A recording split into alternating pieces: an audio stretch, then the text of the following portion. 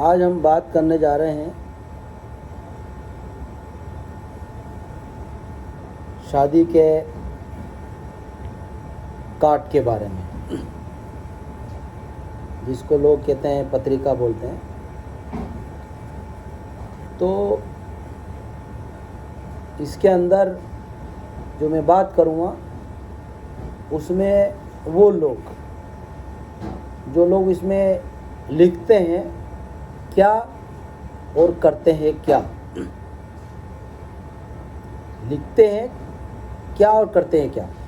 कुछ लोग लिखते हैं वही करते हैं, यानी शादी की पत्रिका हमने बहुत सारी देखी है, उसमें जो लोग लिखते हैं कि इसमें हमने जो लिखा है वही करते हैं।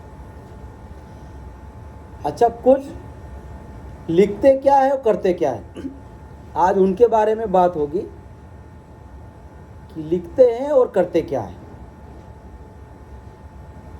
आज मैं उन्हें बताता हूं तो वो लोग समझ जाएंगे, क्योंकि मेरा बात करने का तरीका वो है कि मैं सभी के लिए बात करता हूँ, सबके लिए बात करता हूँ। तो आज मैं जो बात कर रहा हूँ उसके अंदर जो लोग सही लिखते हैं और सही करते हैं वो उन्हें कोई तकलीफ़ नहीं है, उन्हें कोई परेशानी नहीं, क्योंकि जो उन्होंने लिखा वही कर रहे हैं। लेकिन कुछ लोग लिखते क्या है और करते क्या है उन्हें बताऊंगा मैं। क्या होता है कि शादी की जो पत्रिका होती है उसके अंदर कई पत्रिका मेरे पास लोगों की है। मैंने कई बार उनको बोला आमने सामने, लेकिन वो नहीं सुनते। वो बताते हैं कि हम क्या करें। तो मैं वो लोग जो जवाबदार है ये क्या लिखते हैं और क्या करते हैं, जिनकी जवाबदारी है, वो लोग ध्यान नहीं देते, इसलिए वो ऐसा करते हैं। कौन ध्यान नहीं देते हैं? वो ध्यान नहीं देते हैं जो लोग इन्हें समझाने वाले हैं, इन्हें बताने वाले हैं कि आपने क्या लिखा और क्या कर रहे हैं, वो ध्यान नहीं देते। तो आज मैं उनको बताता हूँ कि वो इस बात पे ध्यान दें, बोले और उनको रोके। खाली बोलने से काम नहीं चलेगा, रोकना पड़ेगा, क्योंकि ये उन लोगों का फ़र्ज़ है कि उन्हें रोकना है, क्योंकि उनके सर पे जो बोझ दिया गया है उसी का बोझ दिया गया कि आप उन लोगों को रोको, क्योंकि अगर आप नहीं रोकोगे तो उन्हें दूसरा कोई भी नहीं रोकेगा, दूसरा कोई भी नहीं रोकेगा।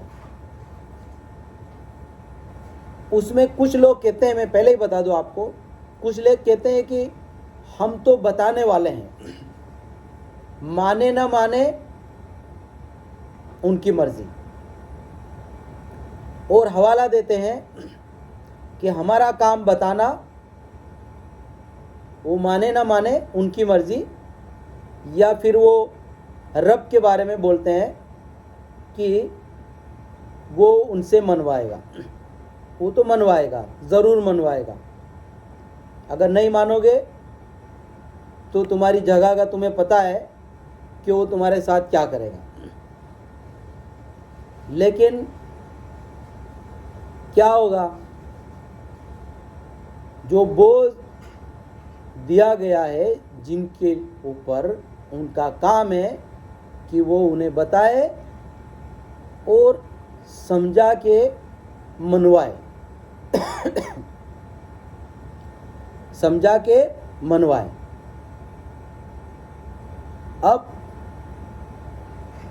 कैसे उनके समझाना है, उन्होंने क्या लिखा उसके ऊपर आपको बात करना तो उन्हें समझ में आएगी। कैसे? मैंने आपको कहा कि शादी का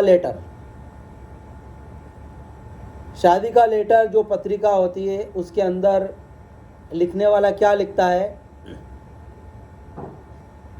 कि दावते आम लिखता है, कोई लिखता है दावते वलीमा लिखता है उसके अंदर। ठीक है, अब इसमें क्या होता है कि दावत का मतलब ये है कि एक आदमी जो पत्रिका छपवा रहा है वो आदमी उसमें लिखता है दावते वलीमा, यानी दावत का मतलब दीन की बात बताना। वो तुम्हें बुला रहा है कि आओ मेरे यहाँ, मैं तुम्हें दीन की दावत दूँ। दीन हमें क्या सिखाता है, दीन हमें कौन सी बात से मना करता है, कौन से तरीके से मना करता है, और कौन सी बात से वो इजाज़त देता है, यानी कौन सी बात की इजाज़त देता है। मैं इतना बड़ा आदमी नहीं हूँ कि मेरी ज़बान बिल्कुल हर चीज़ को कंट्रोल करे, यानी शब्दों को, क्योंकि बहुत सारे लोग होंगे तो मुझे कहेंगे कि ये स को स कह रहा है, लेकिन समझने वाले हैं उसको स को श भी कहोगे, स को श भी कहो तो समझ जाएगा। लेकिन कुछ तनकी छाटने वाले लोग होते हैं, वो लोग ऑब्जेक्शन उठा सकते हैं। तो बहरहाल वो लोग मेरी बात को समझे और वो अपनी ज़बान में अगर मैं किसी स को श कह दूँ तो वो उसको सही बना ले। तो वो लिखते हैं दावते वलीमा, यानी दावत का मतलब ये है कि वो बुला रहा है आम लोगों को, यानी दावते आम भी लिखता है कोई, तो आम लोगों को बुला रहा है, यानी आम लोगों में सब आ गए, जैसे बच्चे, बूढ़े, औरतें, छोटी बड़ी, मर्द छोटा बड़ा, अलग अलग जो समाज के लोग होते हैं वो सारे उसके अंदर आ गए, और सारे एक ही होते हैं लेकिन अपने आप को थोड़ा थोड़ा अलग समझते हैं, वो भी वहाँ इकट्ठे होते हैं। तो क्या होता है कि जो आदमी बुला रहा है, जिसने ये पत्रिका दी है, जिसने ये शादी का लेटर दिया है, उसने लिखा है दावत, पहले लिखा दावत, उसके बाद लिखा है ए वलीमा या आम आए। तो उसका काम क्या है? उसका काम ये है कि वो दीन के बारे में बातें बताए, दीन के बारे में बातें बताए। उसके बाद उनको खाना खिलाए, क्योंकि उसने खाने का बाद में लिखा, वलीमा बाद में लिखा उसने। तो सबसे पहले दीन के बारे में बताना है। तो दीन के बारे में उसे नहीं मालूम है, तो वो अपने गांव में जो भी आलिम होता है उसे बुलाए और उसे कहे कि मुझे नहीं मालूम है, मेरी तरफ से आप इन्हें दीन के बारे में बताओ। तो वो आलिम उन्हें दीन के बारे में बताएगा। उसके बाद वो खाना खिलाए, जो कि वलीमा खाना, यानी सबसे पहले दीन के बारे में बातें होगी, दीन के बारे में समझाया जाएगा। वो तो हो नहीं रहा है, लिखा क्या है और कर क्या रहे हैं? क्या कर रहे हैं? आपको नज़र आ रहा होगा, जहाँ भी आप जाते हो पत्रिका आती, वहाँ क्या होता है, दीन दावत बोला गया और लोगों को बुलाया गया और दीन के बारे में अच्छी बात करने की बात बताई गई दावत के नाम से, और वहाँ पर दीन की धज्जियाँ उड़ाने वाला काम होता है। आप देखते हो ना कैसे लोग आते हैं, किस तरह से आते हैं, मर्द और औरत किस तरह से आते हैं। कुछ लोग हैं, सारे लोग ऐसे नहीं हैं, सारे लोग जब ऐसे हो जाएंगे तो ये वो रब उसका बदला जल्दी से लेगा। लेकिन कुछ लोग हैं जिसकी वजह से टिका हुआ है। तो आपने देखा होगा कि वहाँ पर बहुत ज़्यादा लोग दीन की धज्जियाँ उड़ाने वाला काम कर रहे हैं। लिखा क्या लेटर में, दावत वलीमा। और वहाँ पर क्या हो रहा है आप सबको मालूम है, आप सब शादियों में जाते हो, क्या हो रहा है, वहाँ दीन की धज्जियाँ उड़ाने वाला काम हो रहा है। और कर कौन रहा है, वही लोग कर रहे हैं जो उस दीन को मानते हैं, उस दीन को मानते हैं, और वही लोग उल्टा कर रहे हैं। तफसीर के बारे में आप कर लो, तफसीर जितनी आप सब कर लोगे, मैंने आपको बता दिया कि क्या हो रहा है। अब वहाँ पर उस दावत में आलिमों को भी बुलाया जाता है। आपने देखा होगा कि आलिम भी जब आता है उस दावत में तो उसके जो कपड़े होते हैं उसके अपने पहनने के, वो कपड़े भी कैसे होते हैं आपने कई जगह देखा होगा। उनके कपड़े भी ऐसे होते हैं जिसका कुर्ता जो होता है उस पर अच्छी सी एक यहाँ पर डिज़ाइन भरी हुई होती है। डिज़ाइन बोलते हैं, एक कुर्ते की डिज़ाइन है, क्या बोलते हैं, कुर्ते की डिज़ाइन। और टोपियाँ उनकी होती है, उसके ऊपर भी ऐसे कलर कोर पित्ते डिज़ाइन, तारे सितारे, मॉडलिंग वाले सिस्टम उस पर भी लगे होते हैं और उनके कुर्तों पे भी लगे होते हैं। तो वो ऐसा ड्रेस पहन करके वो भी उस दावत में आते हैं। उनका काम क्या है, वो ऐसी इस तरह का कपड़ा पहन के आए कि वो लोगों को रोक सके। जो लोग आए हुए हैं उस दावत में, दावत का मतलब है दीन की दावत, दीन की बात करना कि दीन हमें किस बात की इजाज़त देता है। अब अगर वो आलिम वहाँ पर खड़ा होकर के अगर किसी को बोले कि आप क्या कर रहे हो, तो किस मुंह से बोलेगा? क्यों? क्योंकि उसने भी वही कपड़े पहने हैं जो कपड़े दूसरे लोग पहन कर के आए।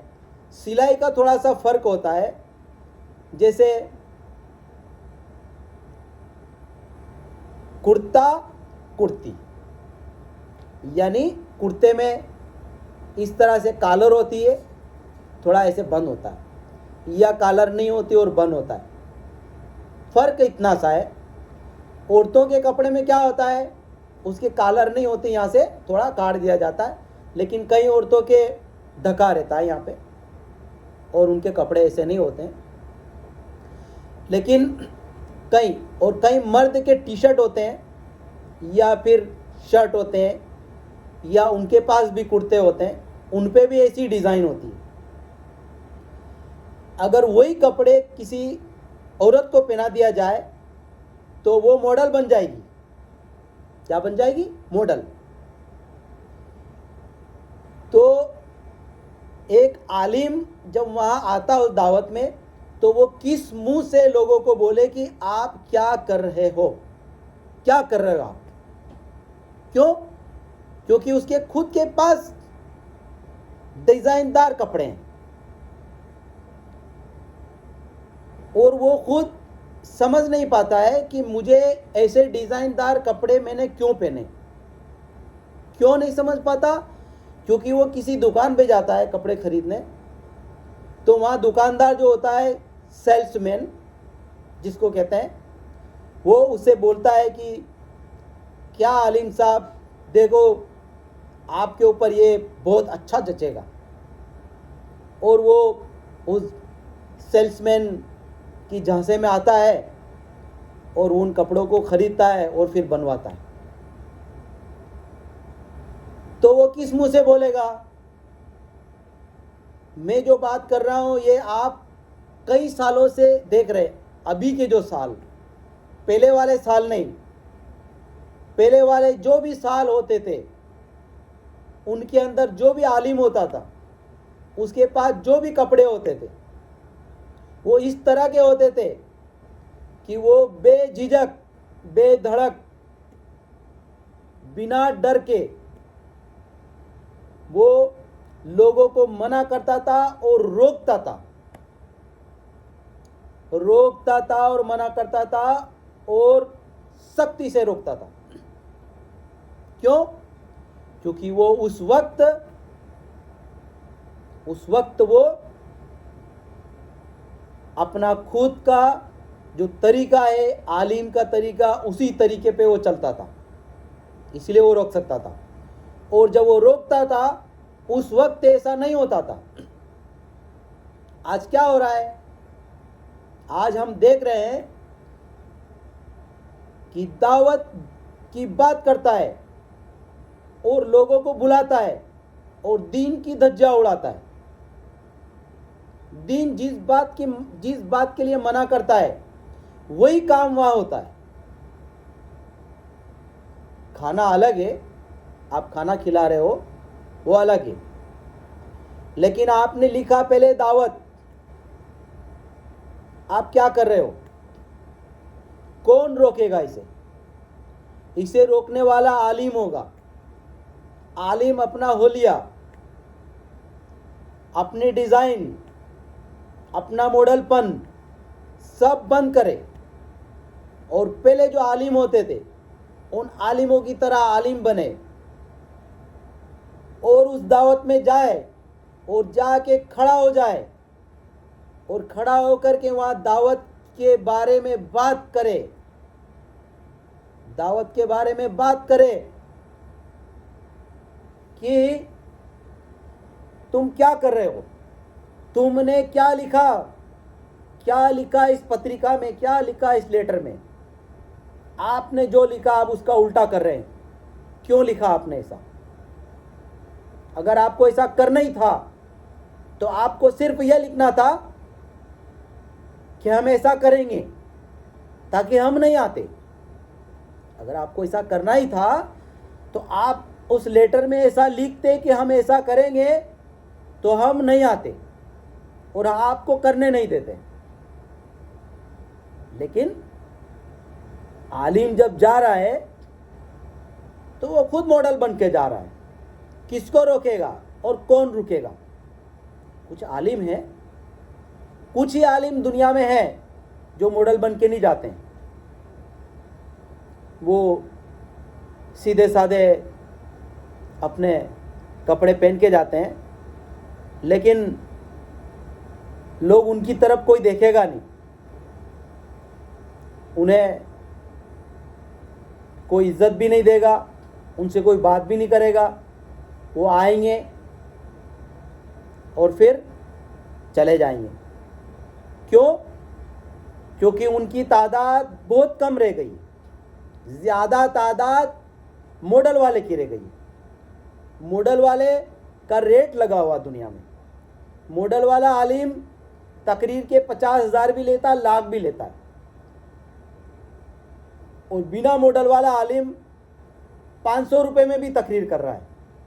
कोई उसे नहीं भी देता तो बोलता है कि नहीं साहब, मैं कुछ भी नहीं लूँगा, मैं दीन की बात करूँगा, मुझे कुछ भी नहीं चाहिए। तो उसकी तकरीर सुनने के लिए लोग जाते भी नहीं। यानी वो दावत है जो आपने लिखा पत्रिका में, दावत की बात कर रहा है। तो आप लोगों को चाहिए कि आप लोग जो भी मॉडलिंग वाले जितने भी आलिम हैं, वो अपने मॉडल को उतार के एक तरफ रख दें। क्यों?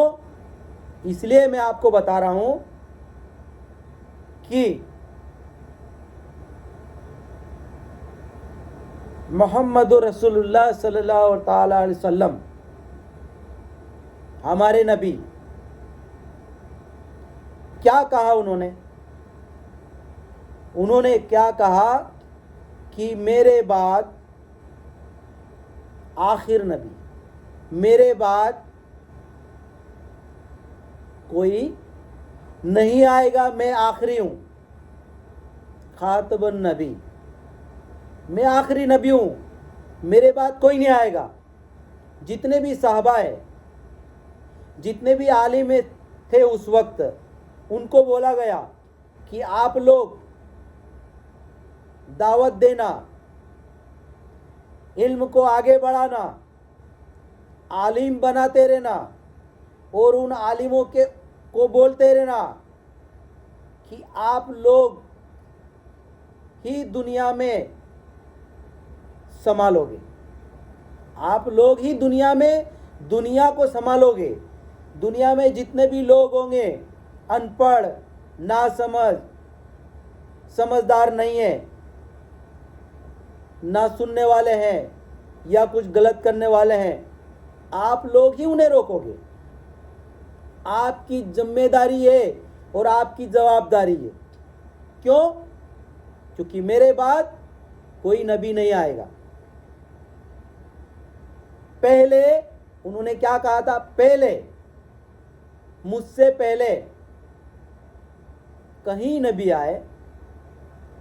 जब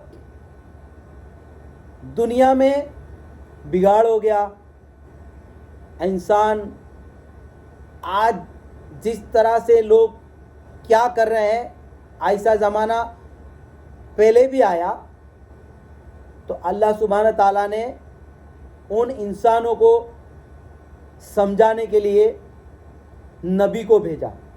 वो आए, उन्होंने इंसानों को समझाया, फिर सही किया, फिर उसके बाद चले गए। फिर कई सालों के बाद फिर इंसान बिगड़ गया, फिर जहालत में चला गया, फिर खून खराबे, फिर नाइंसाफ़ी, जुल्म, सितम, सब कुछ आया। फिर अल्लाह सुब्हानहू ताला ने फिर नबी को भेजा, फिर उन्होंने लोगों को आके समझाया, फिर लोग समझ गए, फिर अमन आया। तो इसी तरह से एक के बाद एक नबी, लोग अच्छे हो गए, नबी चले गए, फिर लोग बिगड़ गए, फिर नबी को भेज दिया। तो उस वक्त एक चांस था कि बिगड़े हुए लोगों को सुधारने के लिए अल्लाह सुब्हानहू ताला ने नबियों को भेजते रहे। लेकिन हमारे आखिरी नबी क्या कहा? आखिरी नबी, इसके बाद जो भी दुनिया में गलत होगा उसकी जिम्मेदारी सब आलिमों की है। जितने भी आलिम दुनिया में हैं, उन सब आलिमों की जवाबदारी है, क्योंकि खातबन नबी, कोई नहीं आएगा अब समझाने वाला। ये आलिमों की जवाबदारी है। जो आलिम बिगड़ गया, जिस आलिम ने लोगों को गलत बातें बता दी, वो सारी जवाबदारी उसकी है। जो भी आलिम बात करते हैं, कोई कहता है कि ये सही है, कोई कहता है ये सही है, कोई कहता है ये सही है, कोई कहता है ये सही है। तो जो भी आलिम है वो अगर इस दुनिया में उनको अमन लाना है और जो हमारे नबी ने बताया कि तुम पे बोझ है, तो उन सब आलिमों को इकट्ठा होना पड़ेगा। इकट्ठा होके आपस में बात करनी होगी कि हम दुनिया में जो इंसान हैं उनको अभी कैसे सीधे रास्ते पे लाएं, क्या उन्हें कहें ताकि वो सीधे रास्ते पे आए। उन्हें समझाना होगा और खुद को एक अलग दावत का, बिल्कुल दावत का जो दीन ने बताया उस तरह से उन्हें ज़िंदगी गुजर बसर करना होगी। तो उनको देखेंगे दुनिया में लोग, तभी तो सही रास्ते पे आएंगे। जब खुद आलिम, जब दुनिया में जो दूसरे लोग कर रहे हैं ना समझे, वही काम अगर आलिम करेगा तो जो ना समझ लोग हैं वो कैसे समझेंगे, कैसे समझाया जाए उनको कैसे समझाया जाए। तो ना समझ लोगों को समझाने के लिए खुद आलिमों को एक होना पड़ेगा। एक दूसरे के ऊपर आप फतवे मत लगाइए। आप लोग क्या कर रहे हैं अभी, एक दूसरे के ऊपर फतवे लगा रहे हैं। ये फतवे लगाना बंद करो, फतवे लगाना बंद करो। क्यों? क्योंकि आप एक दूसरे के ऊपर फतवे लगाते रहोगे तो इंसान बिगड़ता जाएगा। ये कुछ सालों में इंसान कहां से कहां तक पहुंच गया, आपको नजर आ रहा दुनिया में क्या हो रहा दुनिया में। ये सब कमियां किसकी है? आलिम की। क्योंकि आलिमों ने क्या किया, आलिमों ने एक दूसरे के ऊपर फतवा लगा रहे हैं। क्या गलत हो रहा है उसको रोक नहीं रहे, क्या उन्हें बोलना है बोल नहीं रहे, क्या उन्हें रोकना है रोक नहीं रहे। इसलिए आपको चाहिए, आलिमों को चाहिए कि वो लोग, जो भी आलिम है, जैसा भी आलिम है, वो एक दूसरे पे फतवे नहीं लगाए। क्यों? क्योंकि दुनिया में कई इंसान ऐसे हैं जो किसी की सुनते नहीं है। आप उनको देख करके एक दूसरे पे फतवे लगा देते हो। आप उनको देख करके मत लगाओ फतवे। ठीक है, कोई इंसान नहीं समझ रहा है और उसकी खुद की औलाद आलिम बन गई। अब आप क्या करते हो, आप कहते हो कि वो आलिम है ना, उसके घर वाले ऐसा कर रहे हैं। क्यों कर रहे हैं? वो क्यों कर रहे हैं? इसलिए कि दूसरा आलिम ने उस आलिम पे फतवा लगा दिया। उसके घर के लोगों ने क्या किया, वो आप सब इकट्ठे होइए और फिर आप लोग उसके घर वालों को बोलिए कि आपका बेटा आलिम है। अगर आप ऐसा करोगे तो आपके बेटे को लोग कहेंगे कि ये ऐसा आलिम है, ये खुद कह रहा है कि ऐसा करो, तब हो रहा है। तो फिर सुधरेगा कहाँ से? तो सब आलिमों को, जितने भी आलिम हैं एक दूसरे पे फतवे लगाने वाले, सारे आलिम हर एक शहर में, हर एक गांव में, जहाँ भी जितने जितने आलिम हैं, वो उनके पास बहुत टाइम है, बहुत सारा टाइम है उनके पास। इतना टाइम है कि वो नमाज के वक्त नमाज पढ़ाते हैं। उसके बाद में कोई कोई आलिम की कम सैलरी होती है तो वो कहीं कहीं काम करता है। किसी आलिम का अच्छी खासी सैलरी है, वो कहीं जाता भी नहीं है। तो उनके पास बहुत टाइम है। सारे आलिम अपनी अपनी नमाज पढ़ाने के बाद इकट्ठे हो जाइए कहीं पर भी एक जगह, और इस बात का हल निकालिए कि हम इंसानों को कैसे समझाएं और किस तरह से सही रास्ते पे लेकर आए। वो जब इंसान सही रास्ते पे जब आएगा कि आप लोग एक दूसरे पे फतवा लगाना बंद कर दोगे। क्यों? क्योंकि आप सब आलिम ने क्या पढ़ा? सब आलिमों ने क्या पढ़ा? सब आलिमों ने कुरान पढ़ी। सब आलिमों ने कुरान पढ़ी।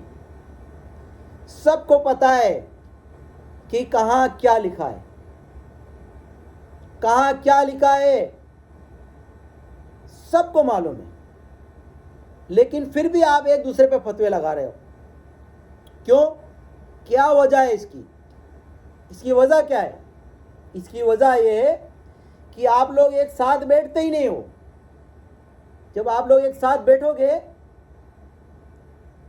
तो पता चलेगा ना कि आपने क्या कहा कि नहीं कहा, उसने कुछ कहा कि नहीं कहा। कुछ लोग इनाम पाने के लिए, पैसा कमाने के लिए, जिनकी बात मैंने आपको कर दी ना कि कुछ आलिम 50,000 रुपये लेता, कोई लाख लेता, पता नहीं कितने कितने लोग लेते हैं और तकरीर करने आते हैं। वो लोग क्या करते हैं? आवाम को उछालने के लिए बोलते हैं। किसी एक आलिम की थोड़ी सी बुराई कर दी तो वो लोग इनाम देने लग जाते हैं और वो क्या करता है? ज़्यादा बुराई करने लग जाता, क्योंकि जब तक बुराई करेगा तब तक आवक आएगी, बुराई नहीं करेगा तो आवक नहीं आएगी। तो उनको भी आप लपेटे में ले जाइए। जो छोटे छोटे आलिम हैं, जो 500 रुपये में तकरीर करते हैं या फ्री में करते हैं, क्या उन आलिमों के अंदर हिम्मत नहीं है कि वो बड़े बड़े आलिमों को बोले कि आप क्या कर रहे हो? लेकिन क्या होता है, छोटे छोटे आलिम, उनको थोड़े थोड़े पैसे दिए जाते हैं, और जो बड़े आलिम एक जगह तकरीर करता है वहाँ छोटे छोटे आलिमों को थोड़े थोड़े पैसे देके बिठाया जाता है। अब उसमें से कुछ आलिम ऐसे होते हैं जिनको गलत दौलत से कोई मतलब नहीं है, वो नहीं बैठते, लेकिन बहुत सारे मजबूर परेशान होते हैं, बैठ जाते हैं वहाँ। अब वो जो बड़ा आदमी है अगर किसी की बुराई कर रहा है और छोटे वाले हाँ कर दी तो आवाम को पता है कि ये इसके साथ है, सही बात है। नहीं, आज क्या हो रहा है, आज क्या हो रहा है और आज से 50 साल पहले क्या था, 100 साल पहले क्या था, आप उठाइए हिस्ट्रिया, उसमें आप देखिए कि पहले क्या था और अभी क्या हो रहा है। अभी क्या हो रहा है? पहले के जितने भी आलिम थे, पहले गरीब से गरीब आदमी अपने घर में दावत करता था। दावत मतलब दीन की बात करने के लिए एक आलिम को बुलाता था और तकरीर होती थी, मिलाद शरीफ होती थी। कहते मिलाद शरीफ, कुछ लोग मेरी बात को ऑब्जेक्शन उठाएंगे तुरंत के मिलाद शरीफ बोल रहा है, क्योंकि कुछ आलिमों ने फतवे लगा दिए। भाई किसी को नहीं समझ में आ रहा है तो अपनी ज़बान में वो कुछ भी बोल ले उस बात को, लेकिन उसमें फतवा नहीं लगाए। तो पहले जब ऐसा होता था तो एक गरीब से गरीब आदमी भी अपने घर बुलाता आलिम को, और बिना माइक से दीन की बात होती थी। ना कोई उस आलिम के ऊपर गले में माला डाली जाती थी, हार की, फूल। क्यों? क्योंकि लोग लाते ही नहीं थे। गरीब आदमी, उसके पास पैसा नहीं था, वो क्या करता? नहीं लाता था। लेकिन वो अपने घर दीन की दावत करवाता था, और उस दीन की दावत में सारे मजहब के लोग आते थे। आज तो ये हालत हो गई है कि एक दूसरे पे फतवे लगाते हैं लोग, तो जो फतवे लगा रहा है उसकी तरफ के लोग आएंगे वहां पर, दूसरे लोग नहीं आएंगे वहां पर। ज्यादा साल नहीं हुए, थोड़े साल हुए। आज से 40 साल पहले अगर कहीं दावत की बात होती थी तो सारे मजहबों के लोग वहां आकर के सुनते थे। आज तो एक ही मजहब का आदमी आने के लिए तैयार नहीं है एक जगह। क्यों? क्योंकि कुछ आलिमों ने अपने पैसे कमाने के लिए, दौलत कमाने के लिए गलत गलत बातें की, गलत गलत फतवे लगाए। इस वजह से लोग अलग अलग पार्ट में बढ़ गए। नहीं तो आज से 40-50 साल पहले सारे लोग आते थे, हर दीन का मानने वाला वहां आता था और सुनता था। और वो आलिम हर दीन की बात इस तरीके से बताता कि हर इंसान ये समझता था कि हाँ ये चीज़ सही है, ये हमारे दीन में भी यही लिखा है। वो अपने दीन को अगर अलग मानते हैं तो ये कहते थे कि हमारे दीन में भी यही लिखा है।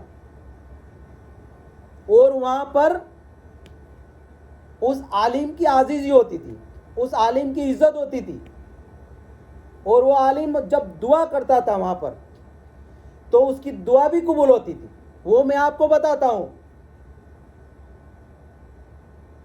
ये बात सच है, ये बात सच है कि मैं जिस गांव का रहने वाला हूँ, मेरे गांव के अंदर या हमारे एरियो में कभी कभी बारिश के टाइम पे बारिश नहीं होती थी। बारिश के टाइम पे बारिश नहीं होती थी, या तो बारिश हुई, लोगों ने अनाज बो दिया, उसके बाद बारिश नहीं आ रही, खेतों के अंदर अनाज बोया हुआ खराब होने लगा, सूखने लगा।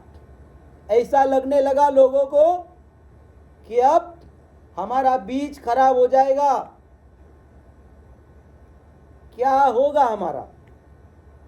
तो क्या करते थे, सारे गांव के जो भी जिस भी दिन को मानता है वो लोग आकर के बोलते थे मस्जिद में कि बारिश नहीं आ रही, आलिम साहब बारिश नहीं आ रही है, क्या करें। जानवर के लिए खाना नहीं होगा, इंसानों के लिए परेशानी होगी, और हमने जो माल लगाया वो सब चला जाएगा। आप कुछ न कुछ करो, हम तो गुनहगार लोग हैं, आप बोलोगे तो बारिश हो जाएगी, आप अल्लाह से गिड़गिड़ाओ। तो आलिम साहब कहते थे कि क्या करें, सारे गांव के लोग इकट्ठे होकर के एक जगह दीन की बात करें और रब्बिल आलमीन सुनेगा, बारिश आ जाएगी। तो फिर क्या करते थे, हमारे गांव के पास में एक गांव था, हमारे गांव के पास में एक गांव था, सबको मालूम है। वो गांव में एक आलिम था जो दीन की बात करने में अच्छा था। उनको बुलाते थे, वो आज दुनिया में नहीं है, वो आज दुनिया में नहीं, दुनिया से चले गए। उनको बुलाते थे और वो गांव में बिना माइक से पहले ऐसा साजबाज नहीं करते थे लोग, क्योंकि साजबाज और नुमाइश इस्लाम में हराम है। तो लोग पुराना टूटा फूटा जिसके भी पास कोई खटिया होता था उसको रख देते, उसके ऊपर 1 या 2 बिस्तर बिछा देते थे साफ़ सुथरे, और जो है हवा नहीं लगे, सर्दियों का मौसम था, तो मौलाना साहब जो है अपने सीधे साधे कपड़े में, बिना मॉडलिंग के कपड़ों में तकरीर करते थे। उन्हें सर्दी लगती थी या गर्मी लगती थी तो उसके लिए ऊपर एक कपड़ा बांध देते ताकि उनको हवा नहीं लगे या फिर उनको गर्मी नहीं लगे। और बाकी गांव के लोग जो होते थे वो ऐसे ही सामने बैठते थे, वो अपना अपना बिछाने का लेके आ जाते, उस पर बैठ जाते थे। कोई नहीं लेके आता तो नीचे भी बैठ जाता था। उसके बाद दीन की बात शुरू होती थी तो वो मौलाना साहब तकरीर करते करते करते करते करते करते रात की 1 बज जाती थी, 2 बज जाती थी, 3 बज जाती थी। बारिश के लिए दुआ मांगते थे और हकीकत बता रहा हूं क्योंकि लोग जिंदा है अभी भी गांव में। वो सारे मजहब के लोग उस दावत में आते थे, वहां आकर के बात सुनते थे और जो दुआ करते थे उसके अंदर वो भी गुनहगार बंदे ऊपर वाले को याद करते थे। और आखिर बारिश हो जाती थी। बारिश होती थी तो तकरीर चालू रहती थी, लोग बारिश में भीगते रहते हैं। वो आलिम साहब अपनी तकरीर करते रहते थे जब तक कि इतनी बारिश न होवे कि जो लोग खड़े हैं, जो लोग बैठे हैं, उनके पाँव के नीचे पानी आने लग जाएगा। गांव में से पानी बह करके आता है तो पानी आएगा, यानी इतना पानी आने लग जाएगा कि उनके पाँव नीचे से टखनियों तक पाँव डूबने लग जाते और पूरे पाँव बारिश में भीग जाते, सर्दी लगने लग जाती और कुछ लोग जाने लग जाते। तो आलिम साहब कहते रुक जाओ, जिसके लिए हम दुआ कर रहे थे वही तो अभी आ रहा है, हम बारिश के लिए दुआ कर रहे थे, रुक जाओ। और लोगों के अंदर इतना जज्बा था कि सारे मजहब के लोग उस बारिश में खड़े होकर के उस रब का शुक्रिया अदा करते थे, उस रब का शुक्रिया अदा करते थे। और फिर जब खेतों में अनाज लहराने लग जाता तो पूरे गांव के एरिए के आसपास के लोग, जिस गांव में तकरीर नहीं हुई वहां भी बारिश होती थी, सारे लोग आकर के लोग कहते थे कि यार तुम्हारे गांव में तुमने तकरीर कराई, हमसे ऊपर वाला खुश हुआ, हमने तो कुछ भी नहीं किया लेकिन हमें भी उसका फल मिला, हमारे यहाँ भी बारिश हो गई। लोग शुक्रिया अदा करते थे। आज क्या हो रहा है? आज तो वो तकरीरें हो रही है खींचतान वाली। आज जो तकरीरें हो रही, खींचतान वाली तकरीरें हो रही है। खींचतान वाली तकरीरें बंद करो, इंसान को सीधे रास्ते पे लाओ। क्या सही है उस पे इंसान को लाओ। तो मैंने आपको क्या कहा कि जितने भी आलिम हैं उन आलिमों के सर पे ये बोझ है कि वो लोग दीन को आगे बढ़ाए, दीन की नुमाइश। दीन के अंदर कुछ लोग दीन का नाम लेके कुछ लोग नुमाइश करते हैं, कुछ लोग क्या क्या करते हैं, आप उन्हें रोको। मुझे आपसे यही आरजू है और यही विनती है कि आप लोग ऐसा करिए ताकि दुनिया में जो मुसीबतें हैं उन मुसीबतों से इंसान को निजात मिले, उस मुसीबत से इंसान निकल जाए।